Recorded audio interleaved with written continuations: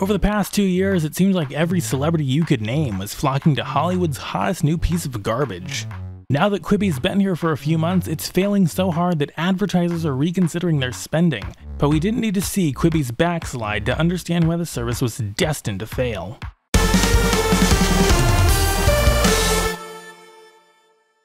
For those who haven't been following the timeline here, and if you weren't, I don't blame you, Quibi is a still fairly new streaming service launched this past spring, started by Jeffrey Katzenberg, co-founder of DreamWorks, among other things. The subscription service takes the form of a mobile app aimed towards younger demographics where all the content is comprised of what Quibi calls quick bites, hence the service's name. Episodes and videos which all run for 10 minutes or less. Seemingly every entertainment name you could think of was getting involved with this service in one way or another. In 2018, the project raised $1 billion in seed capital from both investment firms and major Hollywood studios and entertainment groups, including the Walt Disney Company, NBC Universal, Warner Media, and Liberty Global, the owners of multiple European pay TV outfits including Vodafone Ziggo in the Netherlands and what remains of the once massive UPC brand. On the content side, stars seem to be lining up for their, forcibly small, piece of the action. Liam Hemsworth stars in an action thriller, Queen Latifah is in a drama investigating a double murder, Chrissy Teigen is presiding over an arbitration court show, Tyra Banks is making a docu-series, Chance the Rapper is hosting the latest revival of MTV's Punk'd, Ice Cube has a still-to-come heist show, Zac Efron literally half-killed himself for a survival adventure show, there's a Reno 911 reboot, and the list just keeps going on. Literally, you name a name, they're probably involved on Quibi somehow. Specifically, there are over 175 shows on the platform, which is costing them a pretty $1.1 billion to make between all 8,500 short-form episodes set to be available within the first year. The service launched on April 6, 2020, and it cost $5 a month if you could stand a few ads, or $8 a month if you couldn't. In its first week out, the app got over 1.7 million downloads. But almost immediately, Quibi's star began to fall. After that first week, it had fallen out of the top 50 most downloaded apps in Apple's App Store. According to a mobile analytics firm, it had sunk to 125th by early May. By the end of May, it had only gotten up to 4 million downloads, meaning that almost as many people grabbed it in its first week as did in its next 7. One of their marketing executives left 2 weeks after the launch, and there have since been pay cuts and layoffs. Viewers have complained about horrible content, including one viewer who said Chrissy Teigen's court show was so bad they, quote, immediately stopped watching. The short runtime enforced by the quick bites format of the service is divisive, with some saying it works and others arguing it tears storytelling to confusing, hard-to-follow shreds. And assuming folks understood what Quibi was at all, they proceeded to be pissed off at the service's strictly mobile-only format, lamenting that they couldn't take screenshots of Quibi's shows to share on social media or cast Quibi's content to bigger screens. The headline of a review of the service in Vulture says it better and more succinctly than almost anything else could. Yep, Quibi is bad. In spite of all that, the service claims to have 1.3 million active users at present. Based on its current trajectory, that number will grow to just under 2 million by April 2021. The problem with that is that Quibi projected they would have 7.4 million subscribers within their first year, and that user base would be bringing them in $250 million. The service offered a 90-day free trial as a launch promo in April, meaning that a significant chunk of those 1.3 million people will have plenty of time to get in and get out before their cards get charged $4.99 a month starting in July. This has since shifted to just a 14-day free trial according to their website as of writing in late June 2020. In late May, the Wall Street Journal reported that major advertisers were looking to defer payments or revise their arrangements on $150 million in advertising commitments due to Quibi's far lower than expected uptake, meaning that even the 44 million or so they could be making on their current user base, assuming you scale down their projection, may also be wishful. In an interview with the New York Times, Jeffrey Katzenberg had a simple response to the lackluster performance, and some areas apparently outright failings, that have marked Quibi's early existence. Quote, "I attribute everything that has gone wrong to the coronavirus. Everything." Arguably, and in the eyes of critics of this reaction, there could not have been a better time to launch a streaming service, as a quarantined world has nothing better to do than binge ludicrous amounts of content in between the newfound nuisance that is Zoom meetings. Disney+, HBO Max, and Peacock are all inadvertently in prime positions to make good first impressions to potential new subscribers once everyone's done with their Netflix watch lists. And regardless, a global pandemic is not an excuse for lackluster content and obtuse format or app design. Any television network or streaming service will live or die, regardless of the conditions in which it launches, on how good its content is, and whether or not it can drive an audience to keep tuning in and watching the advertising. Reviews revealing content as sloppily made and unmemorable, or outright horrid as one viewer described the acting on the Liam Hemsworth thriller, is solely the fault of the decisions the broadcaster or service made when deciding what content to produce and how to bring it to air. Quibi burnt up to $100,000 per minute on some of its biggest shows, so that certainly should have been enough money thrown at the wall to get actually decent content in return. Quibi is slowly adding support for watching its shows on bigger screens. AirPlay support came in late May, Chromecast followed in early June, and they're even in talks to develop native apps for the Roku and Amazon's Fire TV devices.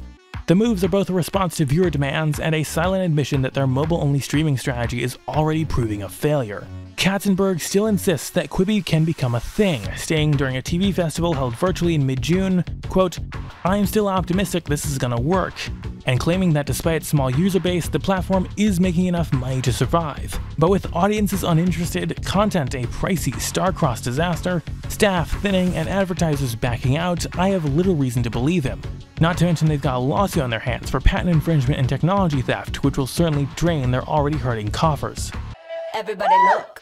You ain't seen nothing like this, nothing like this, nothing like this. Actually, we have. And its fate paints a grim precedent that Quibi may already be following.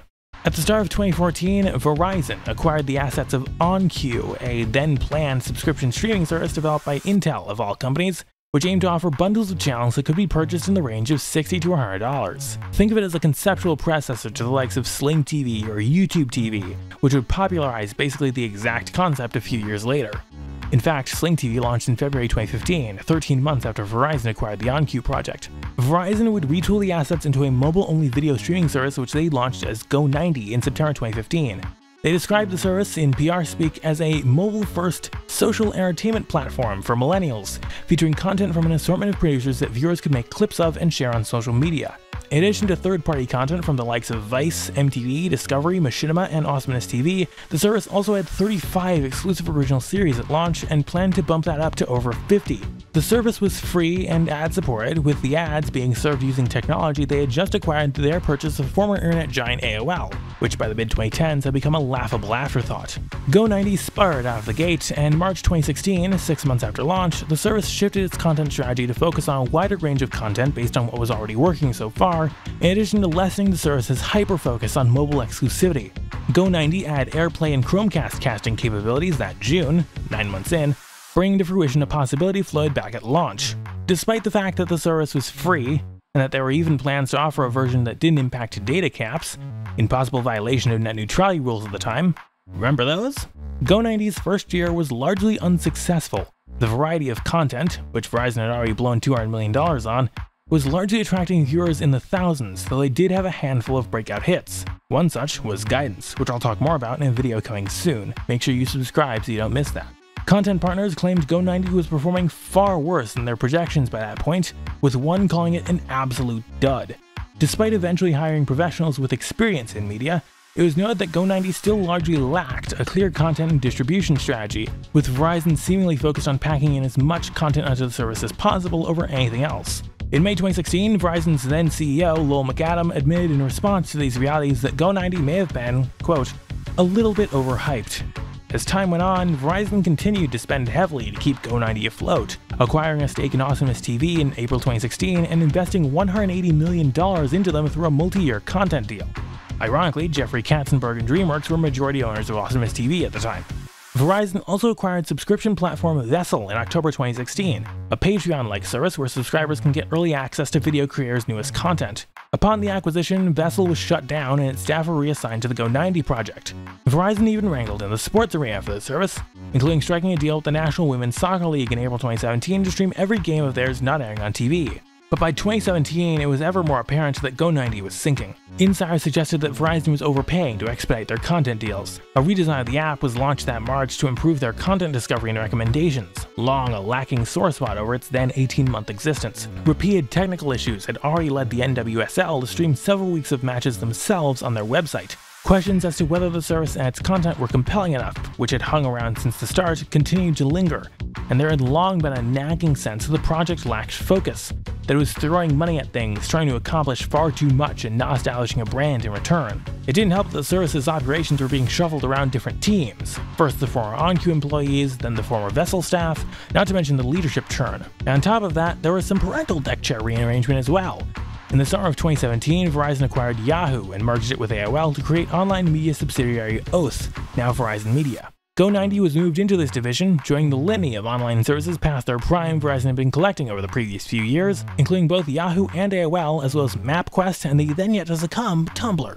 By May 2017, Go90 reported they had 2.1 million users on average. By that point, it had taken them 20 months to amass that. For comparison, Quibi is projected to near that mark in 12, assuming their growth doesn't slow further. A particularly cynical staffer painted a gloomy timeline for the offering.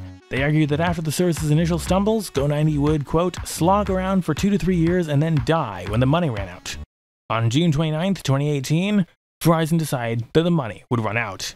It was announced that day that Go90 would be shut down on July 31st, 2018, a month and change shy of its third birthday.